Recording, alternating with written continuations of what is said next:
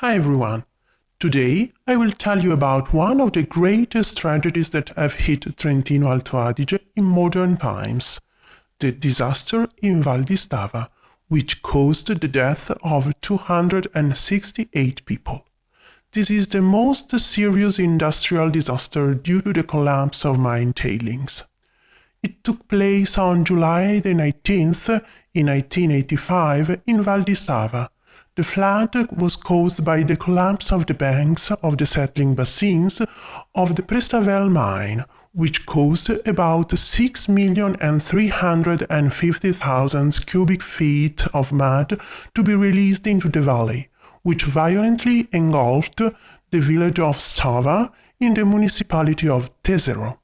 The Prestavel deposit developed on the western and southern slopes of the mountain with the same name between an altitude of 6,230 and 4,900 feet. The prevailing minerals were fluorite, quartz, calcite, galena, and blende. Industrial exploitation for the extraction of fluorite began in 1934. From 1941, the mine was managed by the Montecatini Company, then companies of the Montedison Group and the Egan and Eni groups took over till 1980. From 1980 to 1985, it was managed by the Pre-Alpi Mining Company. Let's go back to the fluorite. Like many minerals, it's not extracted in its pure state. In nature, it occurs together with other minerals and rocks, from which it can be separated by means of two systems: the gravimetric system and the flotation process.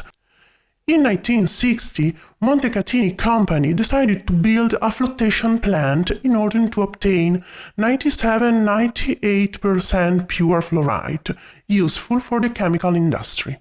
A flotation plant requires a lot of water and, a short distance away, a place where to raise the landfill for the deposit and decantation of the residual sludge from the processing.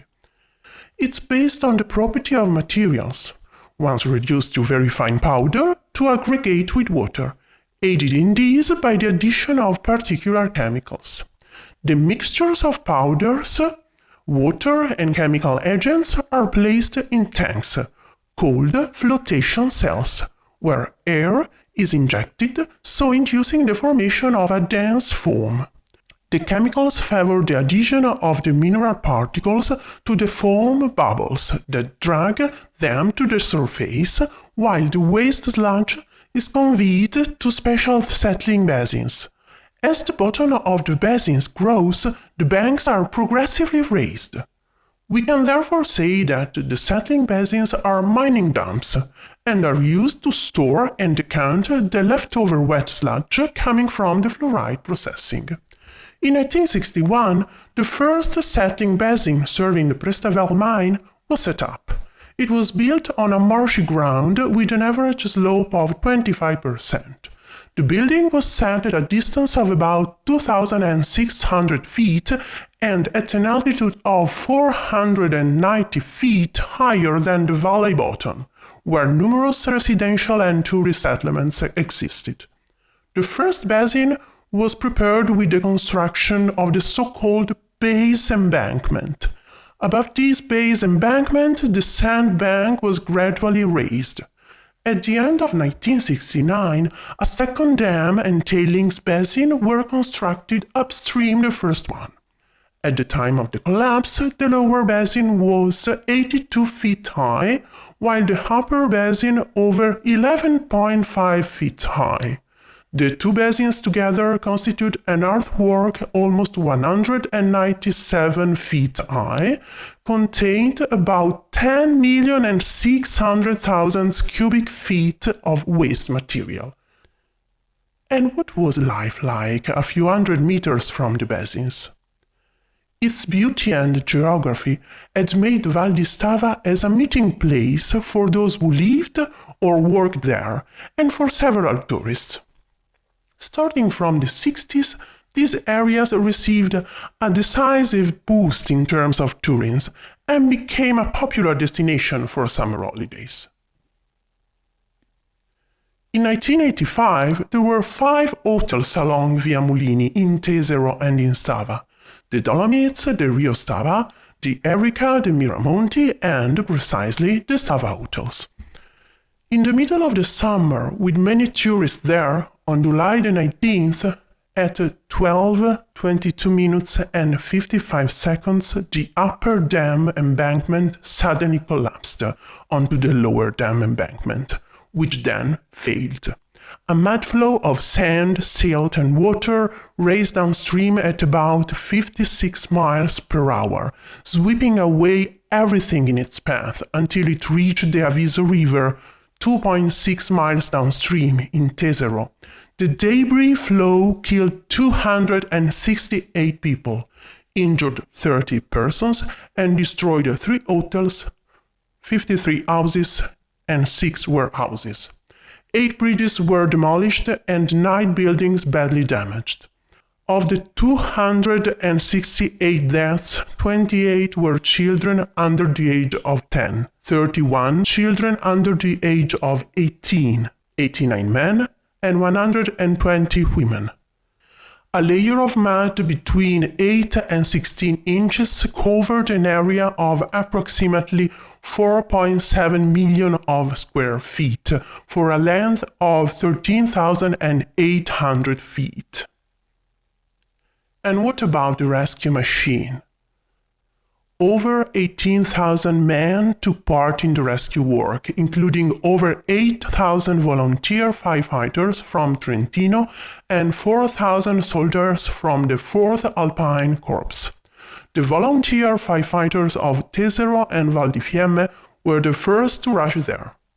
The rescue work was assisted by 19 helicopters, 774 vehicles, 137 special vehicles, 16 long-arm cranes, 72 photoelectric, 5 boats, 26 ambulances, 27 field kitchens, 144 portable radios, and 4 radio links.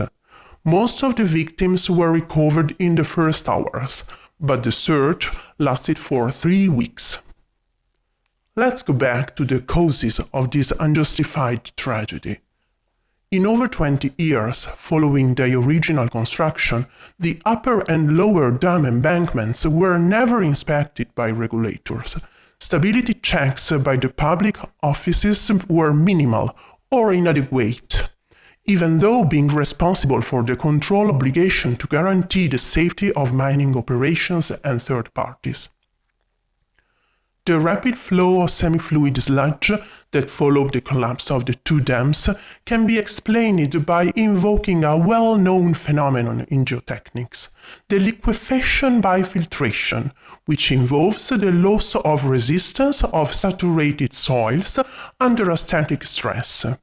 This phenomenon occurs as a result of fluctuations in water levels, producing water filtration from the bottom. The cause of the collapse was identified in the chronic instability of the dams, and in particular of the upper basin, which didn't have the minimum safety coefficients necessary to avoid the landslide. Furthermore, the decision to increase the levee with the upstream system, the fastest and the cheapest one, also proved to be the most insecure. After the catastrophe, a ministerial commission of inquiry and experts were appointed by the Court of Trento. The trial process for Val di Stava disaster ended in June 1992, when 10 people were found guilty of the crimes of culpable disaster and multiple manslaughter for their respective roles in the disaster. Those convicted included the directors of the mine and some managers of the companies that intervened in decisions regarding the construction and growth of the upper basin from 1969 to 1985. And, last but not least, the managers of the mining district of the autonomous province of Trento, who completely omitted the checks on the Prestavel mine structures. The sentences of imprisonment were reduced and none of the convicted served their prison sentence. The overall damage was valuated at over 132 million euros, and the companies that in the same period had the Prestavel mine under concession or intervened in the decisions regarding the basins were sentenced to pay damages. Stava villages have been rebuilt and have returned to be amazing places as they were before 1985. Will this tragedy be a warning for the future?